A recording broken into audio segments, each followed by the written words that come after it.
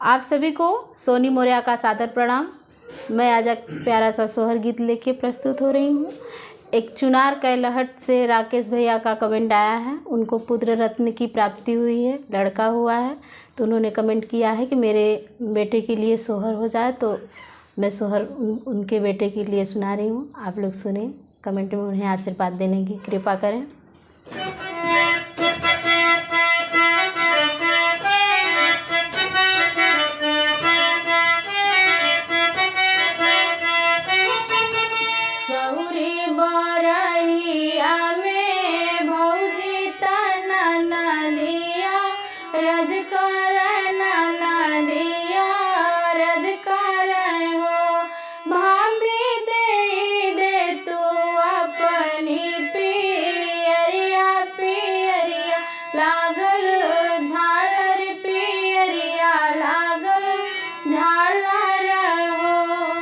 इतनी बचन सुनई भौजी त ननदी से कहन लागी, ननदी से कहन लागी हो। ननदी हम नहीं देबै पियरिया, पियरिया अति सुंदर पियरिया, अति सुंदर हो।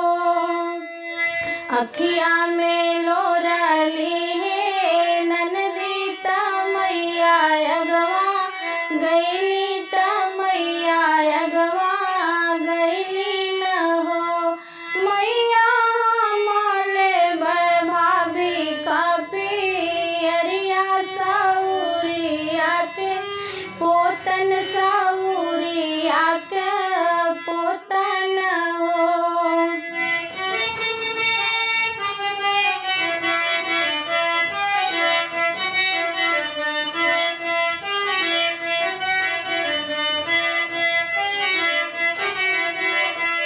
मनवा में आसली है सासू त बउआ से आरज करे, बउअर से आरज करे हो। बहुआ दे तू अपनी पियरिया, पियरिया अति सुंदर पियरिया लागल झालर हो।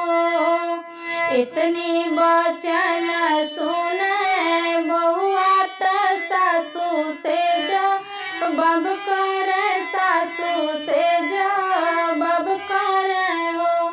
सासू हम नहीं देबै पियरिया, पियरिया हमरे नैहर का पियरिया, हमरे बापे का हो।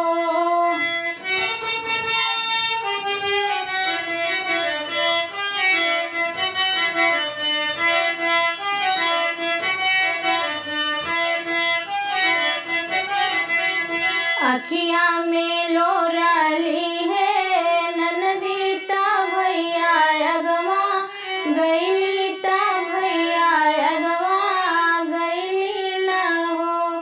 भैया हम लेबै भाभी का पियरिया, सौरिया का पोतन, सौरिया का पोतन हो। दुअरे से आवेले बालमुआ त धनी से रज कर, धनी से रज कर हो। धना दे तू अपनी पियरिया, सौरिया का पोतन बहिनिया, ससुर तीन हो।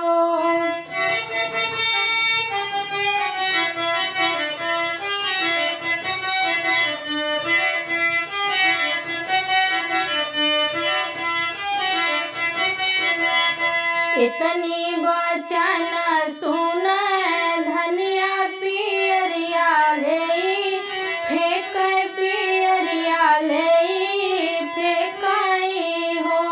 ननदी ले तू हमारी पियरिया, सावतिया बनी रह, तू सावतिया बनी रह।